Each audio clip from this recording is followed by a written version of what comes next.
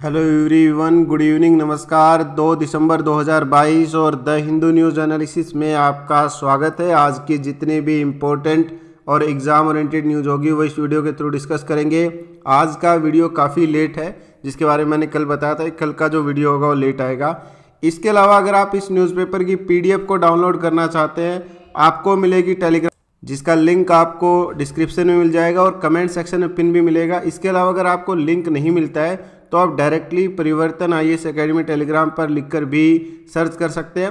Video आज थोड़ा short form में रखेंगे, 0 डे ना हो, यानी ब्लैंक डे ना हो जिस दिन वीडियो ना आए, ऐसा ना हो, इसलिए हम लोग इसको कंटिन्यू ज़रूर कर रहे हैं, लेकिन शॉर्ट फॉर्म में, समराइज फॉर्म में डिस्कस करेंगे। फॉर एग्जांपल सबसे पहले बात करेंगे, जो फ्रंट पेज पे मेन न्यूज़ डिस्कस करी गई है वो है GST को लेकर जो मंथली डेटा आता है, ये अपडेट आती है कितना उस पर्टिकुलर मंथ में कलेक्शन हुआ है। तो नवंबर महीने का डेटा अपडेट किया गया है कि GST ने जो कलेक्शन है नवंबर महीने में वो 11% राइज हुआ है। कहाँ पर? अगर आप 2021 में नवंबर की बात करते हैं, GST कलेक्शन जो है स्टेट का इतना हुआ है। गुजरात, राजस्थान, केरला, ऐसे 6 राज्य हैं जहाँ पर रेवेन्यू में कॉन्ट्रैक्शन देखने को मिला, एक कमी देखने को मिली। अरुणाचल प्रदेश, मणिपुर, बिहार, इनमें कहीं ना कहीं हेल्थी ग्रोथ देखने को मिली।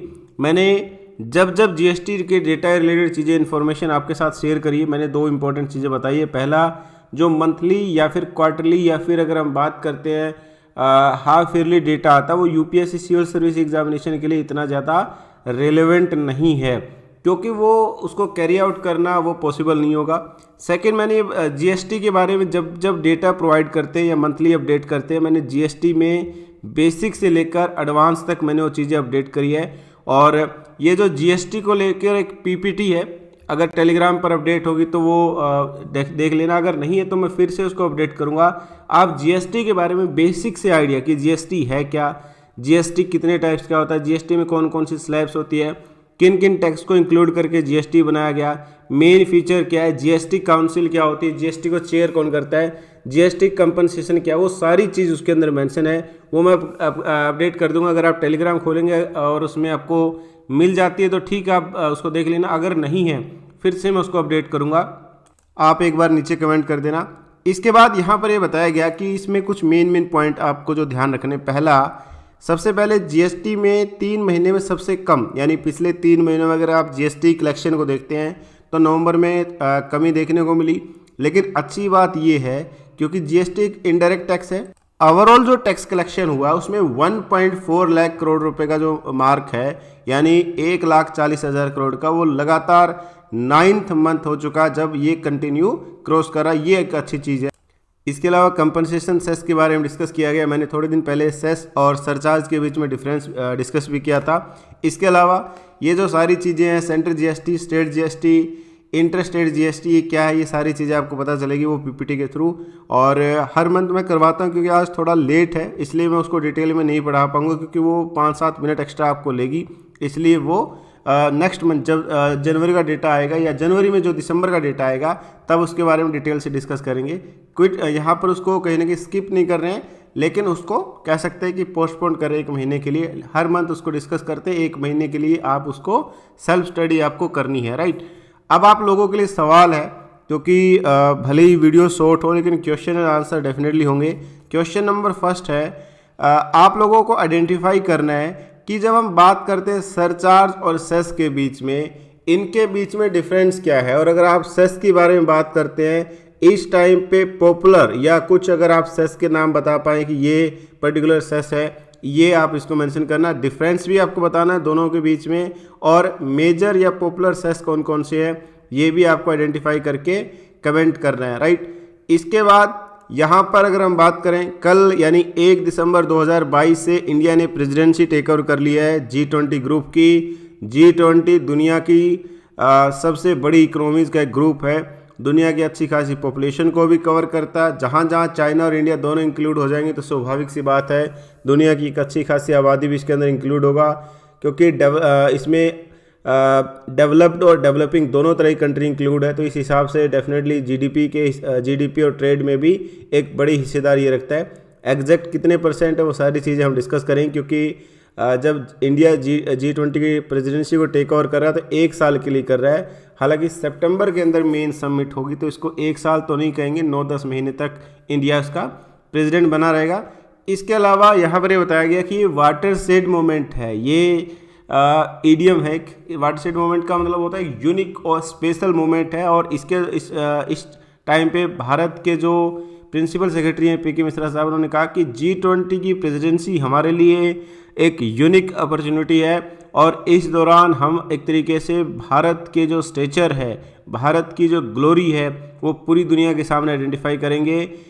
G20 मीटिंग अलग अलग लोकेशंस पर होगी, इसमें इंश्योर करेंगे पैन इंडिया नेचर और जो कल्चर हमारा रिप्रेजेंट कर पाएँ, और देश के अलग अलग राज्यों में, देश के अलग अलग यूनियन टेरिटरीज़ के अंदर इस तरह की समिट होगी, ताकि हमारी डाइवर्सिटी की जो यूनिकनेस है ये हम लोग पूरी दुनिया तक जो है वो पहुंचा पाएँ, ये हमारा कमिटमेंट होगा। इसके बारे में आगे भी पढ़ेंगे, जब हम न्यूज़ वाला सेक्शन पढ़ेंगे, उसमें G20 को लेकर हमारे जो फॉरेन मिनिस्टर साहब उन्होंने कई सारी इंपॉर्टेंट स्टेटमेंट दिए, उसके बारे में भी हम लोग डिस्कस करेंगे।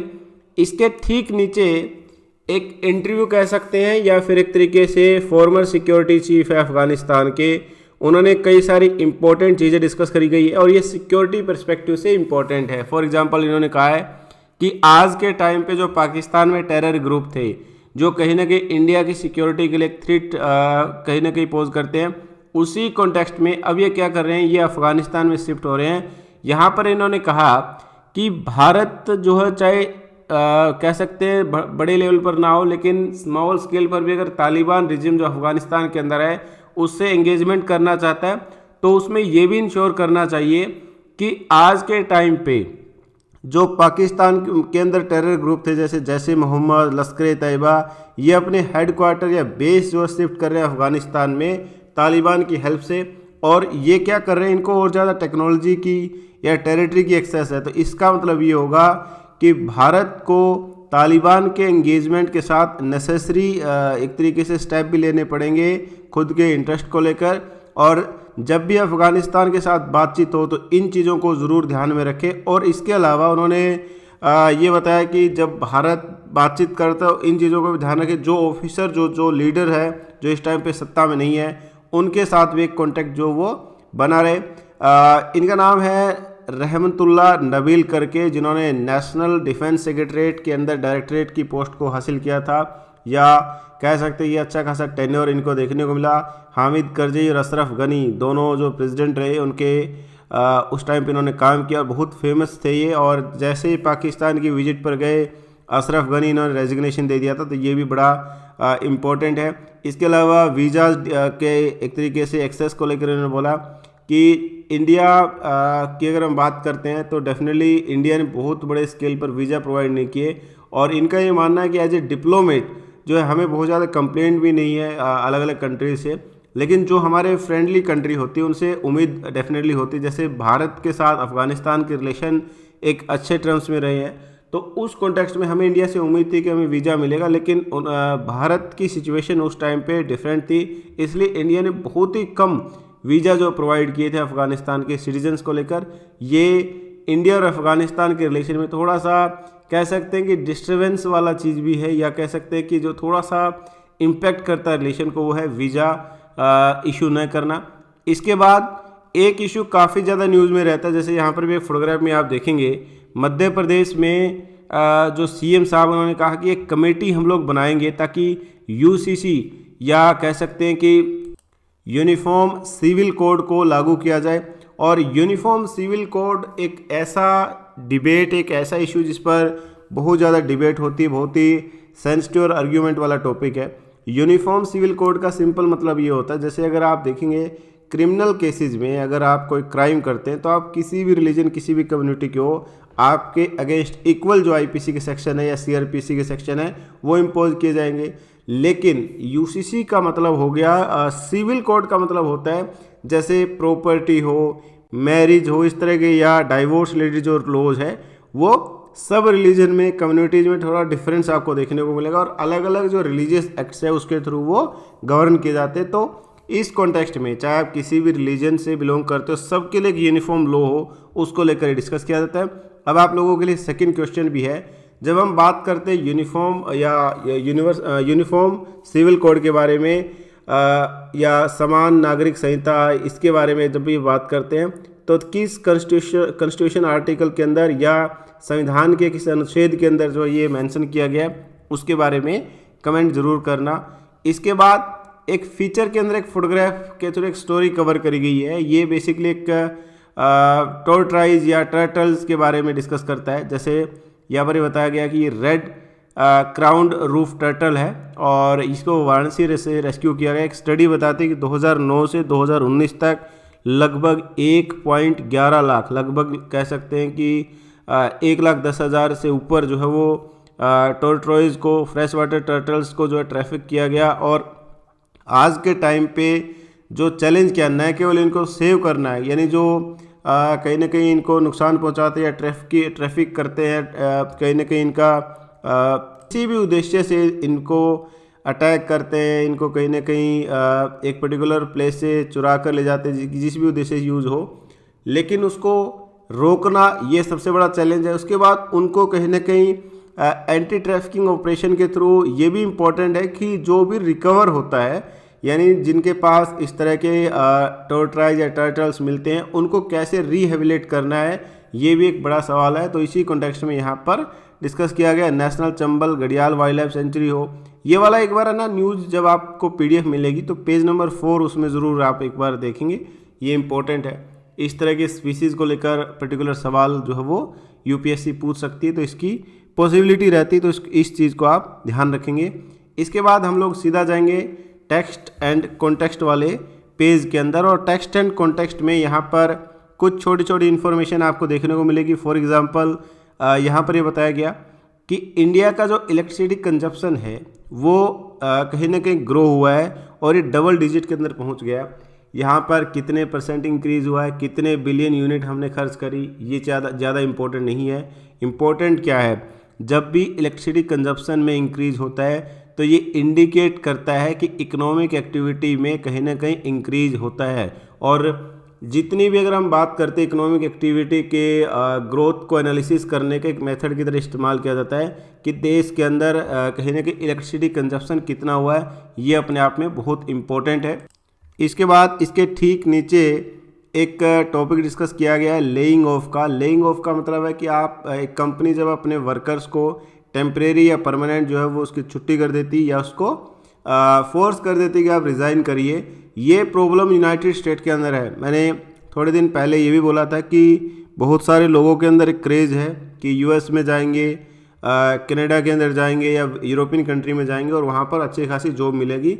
आने वाले टाइम में सबसे बुरा दौर इन्हीं कंट्री का है, और आने वाले टाइम इन द सेंस कि अगले 4 से 5 साल में आपको ये फील भी होगी। यहाँ पर ये बताया गया कि पिछले 2 महीने में यूनाइटेड स्टेट मल्टीनेशनल कंपनी जिसमें अमेजन, मेटा, इंटेल, ट्विटर, जितने भी फाइनेंशियल कंपनीज है लाइक सिटी, मॉर्गन, इस तरह की चीज़ें भी, उनमें बड़ी संख्या में लगभग 60,000 लोगों को ले ऑफ कर दिया गया है, यानी मैसिव स्केल पर उनको जॉब से निकाल दिया गया। ये फोटोग्राफ आप दिखाते हैं कि जॉब्स इनके लिए न के बराबर हो गई है। और इसमें सबसे बड़ी जो लीडिंग कंपनी है वो है एडटेक, यानी एजुकेशनल और टेक्नोलॉजी रिलेटेड जो कंपनी है। जैसे पहले क्या था, कोविड-19 आया, एक ऑनलाइन दौर आ गया कि सबको ऑनलाइन एजुकेशन प्रोवाइड करेंगे, ऑनलाइन टीचर्स की रिक्वायरमेंट ज़्यादा होगी। लेकिन आज के टाइम पे ऑनलाइन क्योंकि पेंडेमिक धीरे धीरे कम हो रहा है, स्कूल्स और कॉलेजेस रीओपन हो रहे हैं, ऑफलाइन क्लास जो कंटिन्यू हो रही है, तो ये इम्पैक्ट पड़ रहा है। और डेफिनेटली जब भी इस तरह का ग्लोबल रिसेशन देखने को मिलता है या ग्लोबल रिसेशन की पॉसिबिलिटी है, यानी इकोनॉमिक पर्सपेक्टिव से मंदी का फेस अलग अलग कंट्री में देखने को मिल सकता है। जहाँ जहाँ इन्फ्लेशन पीक पर है, कंट्रोल करने के लिए कंटिन्यू इंटरेस्ट रेट बढ़ाई जा रही है। इंटरेस्ट रेट जब बढ़ाएंगे तो इन्फ्लेशन तो हम कंट्रोल कर लेंगे, लेकिन उसके साथ साथ हम लोग ग्रोथ को भी रिस्ट्रिक्ट कर देते हैं।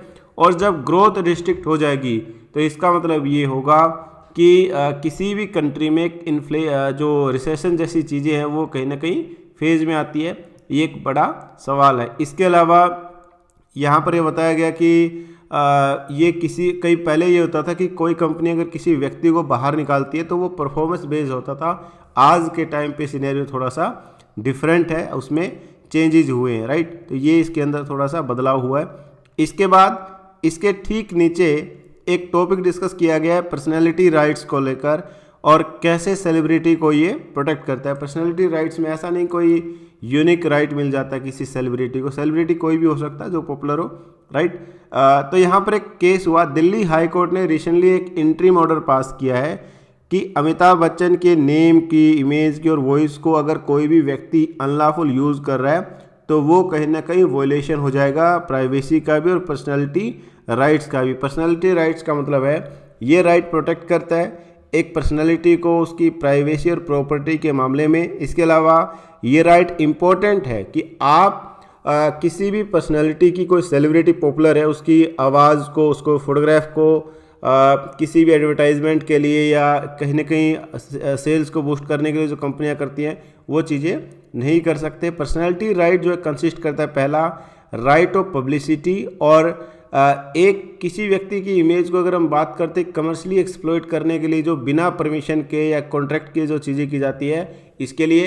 और सेकंड ये राइट टू प्राइवेसी भी है, यानी एक व्यक्ति की परमिशन के बिना अगर कोई भी उसकी इमेज को, उसके फोटोग्राफ को, इमेज और फोटोग्राफ सेम हो गए, इमेज को, उसकी कहीं ना कहीं वॉइस को, राइट, ये यूज़ करती है, उसकी कहीं ना कहीं किसी सॉन्ग को यूज़ करती है, तो ये सारी चीज़ें कहीं ना कहीं वॉयलेट करती है पर्सनैलिटी राइट को, या उसके नाम का इस्तेमाल करती है, तो ये सारी चीज़ें कहीं ना कहीं वॉयलेट करती है। और प्राइवेसी फंडामेंटल राइट है अंडर आर्टिकल 21। ये आर्टिकल 21 जहाँ जहाँ जाओगे वहाँ इसको पाओगे, क्योंकि बहुत ब्रॉड में आर्टिकल है। जैसे फंडामेंटल राइट वाला जब आप चैप्टर पढ़ते हैं आपके एम लक्ष्मीकांत में या कहीं पर भी, बहुत ब्रॉड टॉपिक है, उसी में एक ब्रॉड टॉपिक है आर्टिकल 21। ये बहुत इंपॉर्टेंट है, डिग्निटी के साथ अपना जीवन जीना। और ये ब्रॉड हुआ है वेरियस सुप्रीम कोर्ट की जजमेंट्स के बाद, जैसे राइट टू प्राइवेसी को इंसर्ट किया गया इसी आर्टिकल के अंडर, राइट। इसके बाद यहाँ पर ये बताया गया अगेन G20 प्रेसिडेंसी को लेकर बोला गया है। भारत के जो फॉरेन मिनिस्टर साहब हैं उन्होंने कहा कि G20 प्रेसिडेंसी जो अनपैरेलल है, ये क्रिशियल रिस्पॉन्सिबिलिटी है, एक चैलेंजिंग टाइम जहाँ दुनिया में बहुत सारे चैलेंजेज है, उस दौरान हम लोग ये कहीं ना कहीं इसको टेक ओवर कर रहे हैं। इंडिया जो है वर्ल्ड के लिए रेडी होगा और वर्ल्ड जो है वो इंडिया के लिए रेडी हो, इस तरह की एक आइडियोलॉजी के साथ हम लोग आगे बढ़ेंगे। इसमें कई सारी चीज़ें बताएगी कि 100 मोनूमेंट्स को और लैंडमार्क जो है उसको कहीं ना कहीं इल्यूमिनेट किया जाएगा, प्रेजेंट किया जाएगा।